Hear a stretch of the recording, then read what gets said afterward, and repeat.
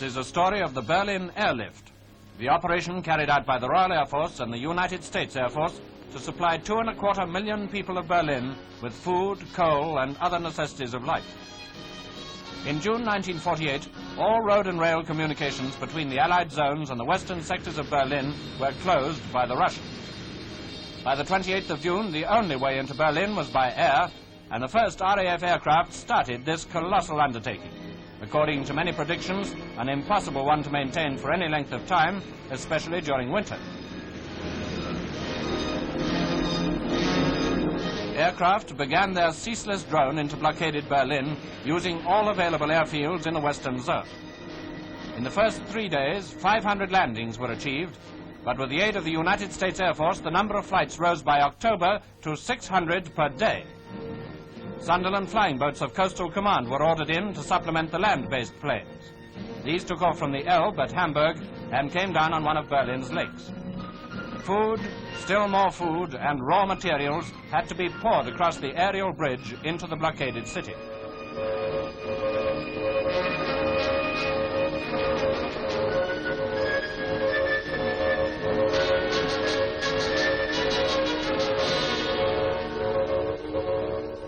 Only one narrow corridor led from the base on the Elbe near Hamburg to the unloading base at Havel Lake in the British sector of Berlin.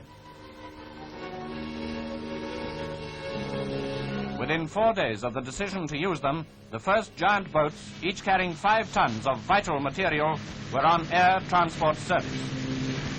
You are clear to take off, over.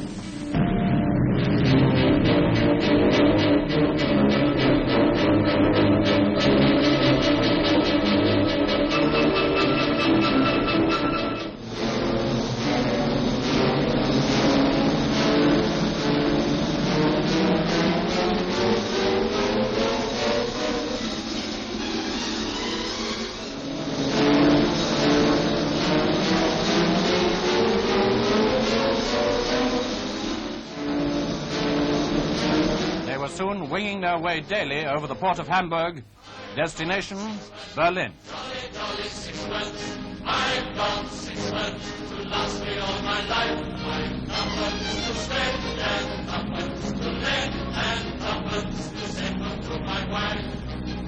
No cares have I to with me, no pretty little girl to receive me. I'm happy as a king. Past the Olympic Stadium, and presently over the only power station left working in the western sector.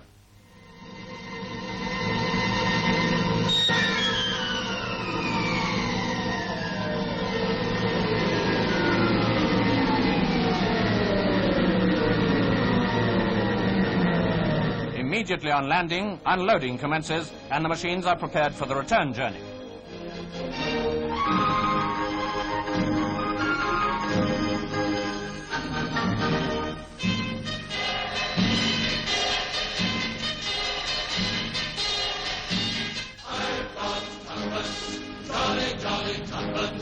I've got tuppence to last me all my life.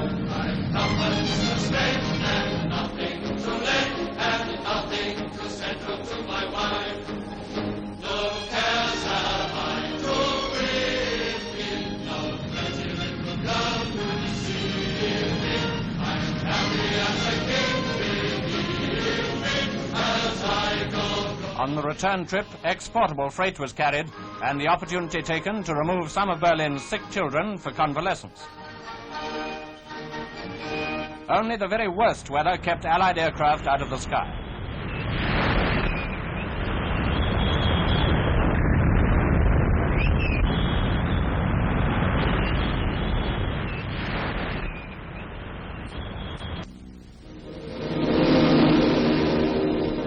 Even through storms and mists, the hazardous chain of supply went on.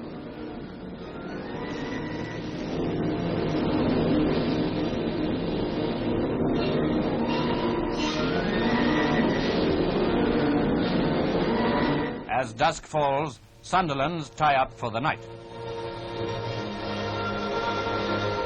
Although doing valuable service, the Sunderland's part was small compared to the land-based planes. These indefatigable blockade runners carried on throughout the night and into the dawn.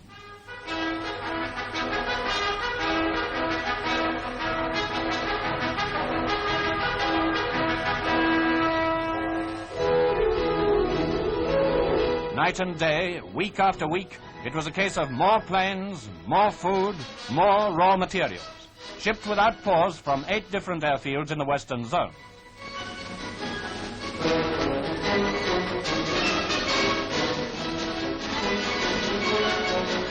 Month after month, the tempo of flights was stepped up, and by Christmas, American and British planes had made 100,000 trips and carried a total of 730,000 tons into Berlin.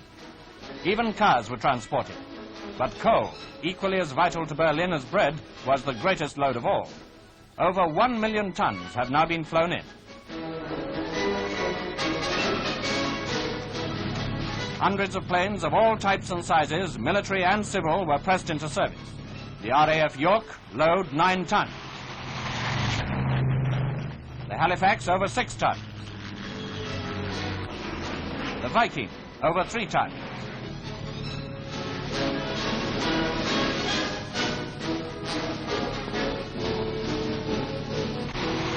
The RAF Dakota, 3 tons. The Civil Tudor, 8 tons.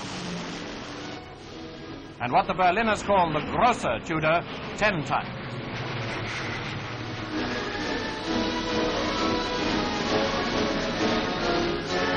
As an additional boost to the airlift, the RAF introduced its Hastings, each carrying over 9 tons. At the 3 airports in Berlin, Gatow, Tempelhof and Tegel, aircraft were landing or taking off every 90 seconds. Many notabilities visited Berlin to see the workings of this magnificent achievement and to praise the great work of the British and American ground and air personnel. Chief of the Air Staff, Lord Tedder, and the Foreign Secretary, Mr. Bevin, whose diplomacy was much aided by the success of the airlift. He added his tribute when he visited Berlin on the eve of the lifting of the blockade in May 1949.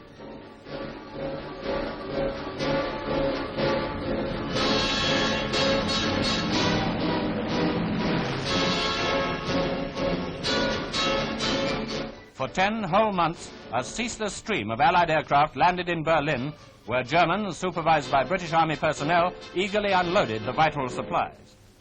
Air crews of the RAF and Commonwealth crews from Australia, New Zealand and South Africa, together with their British charter colleagues, all of them played their part with the United States Air Force in maintaining this non-stop operation.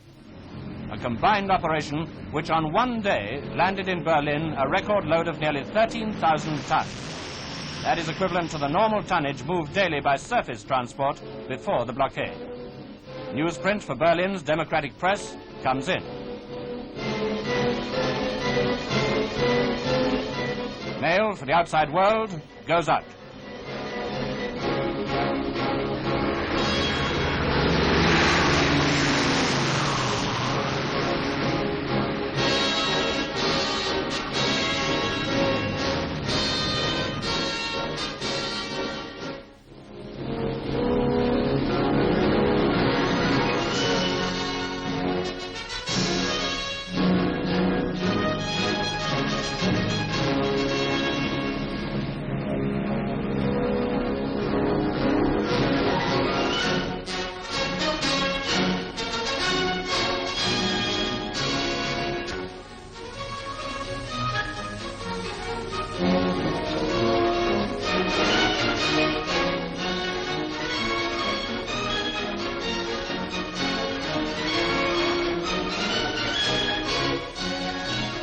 Yes, the life of Berlin has been maintained, but not without the loss of 43 airmen who gave their lives in this vital operation, the most outstanding transport achievement in the history of aviation.